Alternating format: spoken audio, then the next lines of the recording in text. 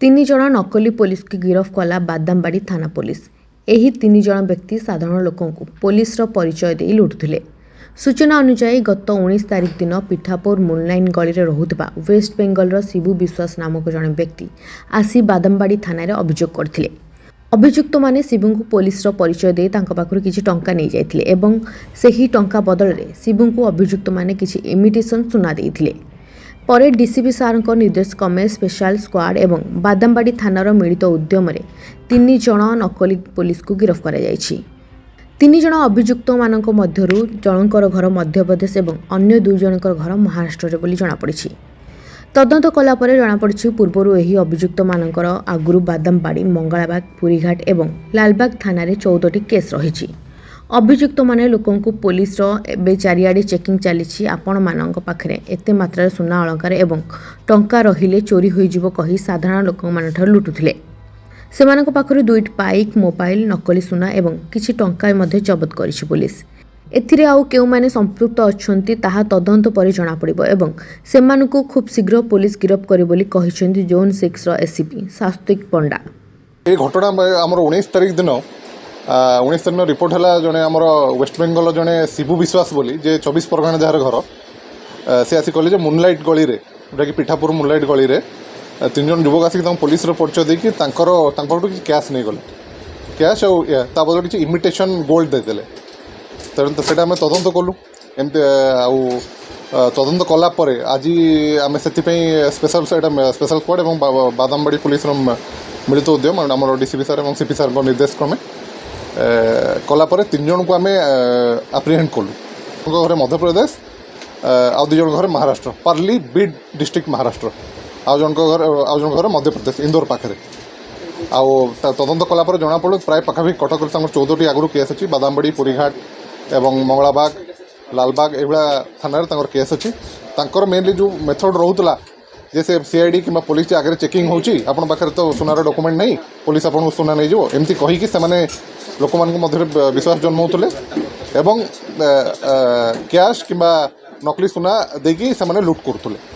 2ଟା bike ମଧ୍ୟ ଆମର seize ହେଇଛି, ଯେଉଁଟାକି ଗୋଟେ କେରଳାର ନମ୍ବର ଅଛି ଆଉ ଗୋଟେ ୱେଷ୍ଟବେଙ୍ଗଲର ନମ୍ବର ଅଛି, ଯେଉଁଟାକି ଆମର ସେମାନେ ଜାଣି ଶୁଣିକି ଟ୍ୟାମ୍ପର କରିଛନ୍ତି ରେଜିଷ୍ଟ୍ରେସନ୍ ପ୍ଲେଟ୍କୁ, ଯେଉଁଟା କେ ନମ୍ବର ଥିବା କଥା ଏଇଟା KL ନମ୍ବର କରାହେଇଛି। ଆଉ ଗୋଟେ ୱେଷ୍ଟବେଙ୍ଗଲର ନମ୍ବରଟା ଅଛି, ସେ ଯିଏ ଓନର ସହିତ ମଧ୍ୟ ଆମେ କଣ୍ଟାକ୍ଟ, ଯିଏ ଓନର କରିଥିଲେ ଏଇଟା ଅଲରେଡ଼ି ସେମାନେ ଗାଡ଼ିଟା ସେକେଣ୍ଡ ହ୍ୟାଣ୍ଡରେ ଆଣିଛନ୍ତି। ଇନ୍ସୁରାନ୍ସ ସେଇଟା ବି ଆମେ ତଦନ୍ତ ସାପେକ୍ଷ ଅଛି, ଇନଭେଷ୍ଟିଗେସନ୍ ସେଇ ଲାଇନ୍ ବି ଚାଲିଛି, ସେମାନେ ଗାଡ଼ି କେଉଁଠୁ ପାଉଛନ୍ତି। ସେ 2ଟି ବାଇକ୍ ମଧ୍ୟ ଆମେ ସିଜ୍ କରୁଛୁ। ବର୍ତ୍ତମାନ ତ ଆମ ତଦନ୍ତରେ ସେମାନେ 3 ଜଣ ସେମାନେ କନଫେକ୍ଟ ମଧ୍ୟ କଲେ। ଆଉ ଆଗକୁ ମଧ୍ୟ ତଦନ୍ତ ଯିବ ଡିଟେଲ୍, ଯେହେତୁ ବାହାର ଷ୍ଟେଟ୍ର କିଛି ଲିଙ୍କ୍ ରହୁଛି ତାଙ୍କ ସେଇ ଜାଗାକୁ ମଧ୍ୟ ଡିଟେଲ୍ ଇନଭେଷ୍ଟିଗେସନ୍ ପାଇଁ ଆମେ ଯେଉଁ ଫିନାନ୍ସିଆଲ୍ ଇନଭେଷ୍ଟିଗେସନ୍ କରିବୁ। ଅନ୍ୟାନ୍ୟ ଯେଉଁ ବି ଇନଭେଷ୍ଟିଗେସନ୍ ଅଛି, ତାଙ୍କ ଗାଡ଼ିର ଡିଟେଲ୍ ଅଛି, ଯେଉଁ ଫାଇନାନ୍ସ କମ୍ପାନୀ ସେମାନେ ଗାଡ଼ିଟା ଆଣୁଛନ୍ତି ତାର ମଧ୍ୟ ପୁଙ୍ଖାନୁପୁଙ୍ଖ ତଦନ୍ତ ହେବ। ସେମାନେ ଯାହା ତଦନ୍ତରୁ ଜଣାପଡ଼ୁଛି ସେମାନେ ମନମାଡ଼ ଆସୁଛନ୍ତି, ବିଡ୍ରୁ ମନମାଡ଼ରୁ ନାଗପୁରରୁ କଟକ ଆସୁଛନ୍ତି, ଆଉ ଟ୍ରେନ୍ରେ ଆସୁଛନ୍ତି। ସେଇଠି ପାର୍କିଂ ପାଖରେ ବାଇକ୍ ରଖିକି ସେମାନେ ତାଙ୍କ କ୍ରାଇମ୍ର ପ୍ଲାନ୍ କରୁଛନ୍ତି।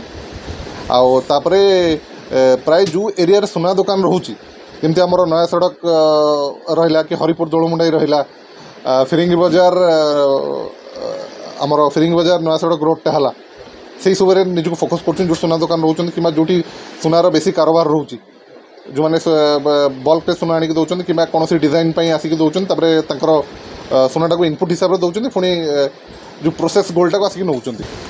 ବର୍ତ୍ତମାନ ତ ଏଇ 3 ଜଣ ଆମର ଧରାପଡ଼ିଛି। ସେଇଟା ସେଇ ଦିଗରେ ମଧ୍ୟ ଆହୁରି ଆମର ତଦନ୍ତ ହେବ, ଯେହେତୁ ଆମେ 2ଟା ଷ୍ଟେଟ୍ର ନାଁ ପାଇଲୁଣି। ସେଇ ଷ୍ଟେଟ୍କୁ ମଧ୍ୟ ଆମର ଟିମ୍ ଯିବ, ତା'ର ଡିଟେଲ୍ ଯେଉଁ ଆପଣଙ୍କୁ କହିଲି ଯେମିତି କିଛି ଗାଡ଼ିର ଲିଙ୍କ୍ ମିଳିଛି, ସେ ଗାଡ଼ି ଉପରେ ଡିଟେଲ୍ ହେବ। ଡିଟେଲ୍ ଫୋନ୍ ଆମେ ଫୋନ୍ ମଧ୍ୟ 3ଟି ଫୋନ୍ ସିଜ୍ କରୁଛୁ।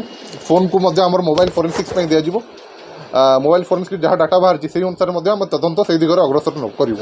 ଏମାନେ ପ୍ରାୟ ଯାହା ଆମ ପାଖରେ 2019 ମସିହାରୁ ତାଙ୍କ ପାଖରେ କେସ୍ କରୁଛନ୍ତି।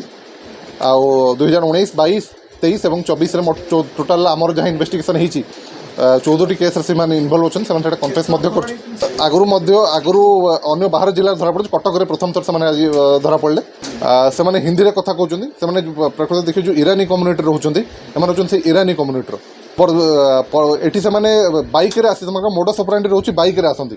ସେମାନେ ପ୍ରାୟ ଟ୍ରେନ୍ରେ ଆସନ୍ତି, ନହେଲେ क्राइम कर सारा पर बाइक रे ही से एक्सेप्ट करते जोटा कि आम किसी सीसीटीवी फुटेज जो एनएचआर दिशा प्रोजेक्ट जो कैमेरा लगी एवं आम सहभागिता जो डीसीपी सार उद्यमक्रम जो सहभागिता प्रोजेक्ट कैमेरा लगी से कैमेरा को आम एनालिसिस कला देखिलु से प्राय बाइक रे बहुत द्रुत गति बाइक धरिकी पलायन कर खूब लार्ज डिस्टेंस से बहुत अधिक डिस्टेंस बाइक ही कवर कर तो जो दुटा बाइक आपको कहली जो सीसीटीवी फुटेज आम घटना घटला पर जो बाइक दुटा देखिलु से बाइक दुटा सीज होती आउ गए मॉडस ऑपरेंडी होची से बाइक नंबर प्लेट भी चेंज कर बाइक नंबर प्लेट दुईटी सीज होती पाखु किसी इमिटेसन गोल्ड जमी मुझे कहली से नकली सुना देखिए लोक लुट करते नकली सुना सीज होती आउ 15,000 कैश सीज होती किसी पर्सनल डॉक्यूमेंट्स सीज होती घड़ी सीज होती मोबाइल फोन सीज होती से मोबाइल फोन डाटा आम मोबाइल फोरेंसिक्स रू बाहर करके इन्वेस्टिगेशन जे सीडीआर एनालिसिस और अन्य आम जो मोबाइल फोरेंसिक्स एनालिसिस रही पकईकी आउ कौटी इनवल्वमेंट अच्छे आउ किंबा आउ चेर कुआड़े लंबी से दिगरे पुंखानुपुंख तदंत हम। कटकरू राधाकांत दास को रिपोर्ट जेबा न्यूज।